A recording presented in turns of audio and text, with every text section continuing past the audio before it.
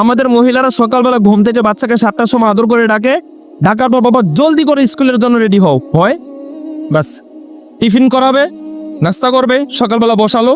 এখন তো বাচ্চা নাস্তা করতেছে না, কি করবে? নাস্তা খাচ্ছে না, কিসের জন্য? একটু মোবাইলটা দেন, মোবাইল নিছে, নাস্তা করতেছে, সকালবেলা তাড়াতাড়ি বিসমিল্লাহ বলে যে ঘর থেকে বাইর হবে, এটাও কিন্তু অনেক বাচ্চারা জানে না। তো এটা আমরা একটা রীতি করে নিয়েছি, ঠিক আছে? যেইগুলা করার দরকার এইগুলা করি না। আমাদের মা বোনরাও হওয়ার দরকার ছিল এমন রাবিয়া বসরির মতন। কেমন? সকালবেলা ঘুম থেকে উঠবে, তাহাজ্জুদ করবে, ফজরের সলাহ পড়বে, ফজরের সময় তার সন্তানকে ডাকবে, জামাই স্বামীকে মসজিদে পাঠাবে।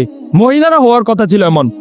হ্যাঁ, মহিলা ঘুম থেকে উঠবে, তার স্বামীকে মসজিদে পাঠাবে, ছেলেকে মসজিদের জন্য তাকিদ দিবে, মেয়েকে নিজের সাথে নামাজের জন্য দাঁড়াবে। ওইটাকে বলছে মহিলা। আপনি কি বলেন মহিলা কাকে বলে, পুরুষ কাকে বলে? জন্মের পরে গরুর পেট থেকে আসার পর গরুর বাছুর হয়, কিন্তু মানুষের পেট থেকে আসার পর মানুষের বাছুর হয় না, তাকে মানুষ বানাতে হয়। সে মানুষ পরিপূর্ণ থাকে না। প্রত্যেকটা প্রাণীর ভিতর থেকে যখন বাচ্চা আসে ওইটা ওই প্রাণী হয়ে আসে, কিন্তু মানুষ হয় না।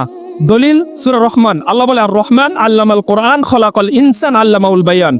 মানুষ হচ্ছে সে যার মধ্যে কোরআনের পরিপূর্ণ জ্ঞান আছে। খলাকাল ইনসান, সেই হচ্ছে প্রকৃত মানুষ। আল্লামাউল বায়ান, আল্লাহ তাআলার একত্ববাদিতা যে স্বীকার করে নিয়েছেন।